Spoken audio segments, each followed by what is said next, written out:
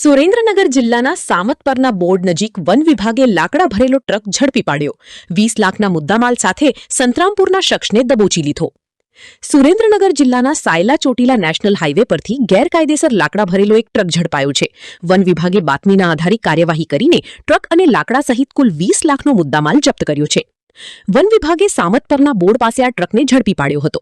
ટ્રકની તપાસ કરતા તેમાંથી આંબા, લીમડા, બોર, આંબલી અને અન્ય જાતિના લાકડા મળી આવ્યા હતા. જપ્ત કરાયેલા લાકડાની કિંમત આશરે 2 લાખ આંકવામાં આવી છે. આ કાર્યવાહીમાં રેન્જ ફોરેસ્ટ ઓફિસર અને રાઉન્ડ સ્ટાફને સફળતા મળી હતી. ટ્રકના ડ્રાઈવરની પૂછપરછ કરતા તેનું નામ મંગળ ગૌતમ ડામોર રહે સંતરામપુર હોવાનું જાણવા મળ્યું હતું. પ્રાથમિક તપાસમાં સામે આવ્યું છે કે આ લીલા લાકડા વલસાડ વિસ્તારમાંથી કાપીને મોરબી પહોંચાડવાના હતા. વન વિભાગે આરોપી મંગળ ગૌતમ ડામોર વિરુદ્ધ વન અધિનિયમ હેઠળ ગુનો નોંધીને કાયદેસરની કાર્યવાહી હાથ ધરી છે. રાઉન્ડ ફોરેસ્ટર ઓફિસર દ્વારા આ મામલે વધુ તપાસ ચાલી રહી છે.